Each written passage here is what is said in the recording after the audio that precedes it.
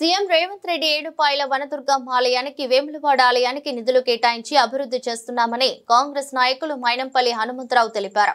పుల్లూరు శ్రీ లక్ష్మీ నరసింహస్వామి ఆలయ అభివృద్ధికి సహకరిస్తానని ఆయన పేర్కొన్నారు. సిద్దిపేట రూరల్ మండలం పుల్లూరులోని శ్రీ లక్ష్మీ నరసింహస్వామిని దర్శించుకున్నారు. మాజీ ఎమ్మెల్యే మైనంపల్లి హనుమంతరావు, పూజల హరికృష్ణ ఈ సందర్భంగా మాట్లాడుతూ పుల్లూరు బండ కాకతీయుల కాలంలో అభివృద్ధి జరిగిందని, పురాతన ఆలయాలను సీఎం రేవంత్ రెడ్డి అభివృద్ధి చేస్తున్నారని పేర్కొన్నారు. అదే విధంగా పెద్దలకు ముఖ్యంగా నేను ఎప్పుడు కూడా మందిరాల దగ్గర మాట్లాడను, కానీ ఈ టెంపుల్ అభివృద్ధి దృష్టిలో పెట్టుకొని మాట్లాడడం జరుగుతుంది. ఈ పుల్లూరు బండ, ఈ 93 ఎకరాలకు సంబంధించిన ఈ బండ కాకతీయుల సమయంలో అభివృద్ధి జరిగింది వారి రాజ్యంలో. మరి అదే విధంగా లక్ష్మీ నరసింహస్వామి, వెంకటేశ్వర స్వామి, శివుడు ఇక్కడ స్వయంభుల్లా వెళ్ళడం జరిగింది. ఒకటే మీ అందరికి కూడా విజ్ఞప్తి చేస్తా ఉన్న, దేవుడు అనుకుంటే క్షణాల మీద అభివృద్ధి చేసుకోవచ్చు. దానికి టైం ఇప్పుడు వచ్చింది అనుకుంటా. ఎందుకంటే గతంలో కూడా ఏ ముఖ్యమంత్రి కూడా ఏడుపాయల దుర్గమ్మను సందర్శించిన దాఖలాకు పోలేరు.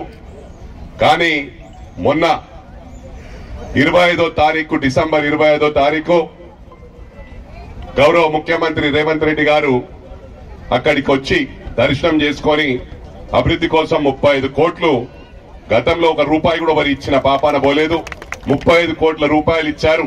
మరి అదే విధంగా వేములవాడ అక్కడ కూడా 100 కోట్లు ఇవ్వడం జరిగింది. మరి ఇలాంటి పురాతనమైన గుళ్లను తప్పకుండా అభివృద్ధి చేయాలని చెప్పి మా గౌరవ ముఖ్యమంత్రి గారు చెప్పారు. దీని గురించి, ఈ గుడి అభివృద్ధి గురించి ఆల్రెడీ పూజల హరికృష్ణ గారు ఫాలోఅప్ లో ఉన్నారు.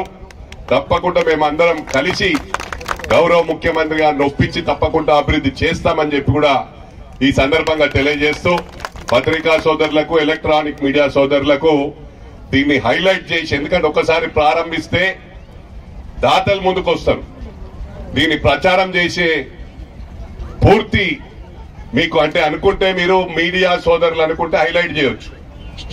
హైలైట్ చేస్తే మీడియా, ఎలక్ట్రానిక్ మీడియా సోదరులు అనుకుంటే సాధించలేదంటూ లేదు. తప్పకుండా మీరు సాధించగలుగుతారు. మీ అందరికీ మేము సహకరిస్తామని చెప్పి కూడా ఈ సందర్భంగా తెలియజేస్తూ, భక్తులందరికీ కూడా మరి ఈరోజు చక్కటి దేవుణ్ణి దర్శించుకునే అవకాశం ఇచ్చినందుకు ప్రతి ఒక్కరికి కూడా ధన్యవాదాలు తెలియజేస్తా ఉన్నాను.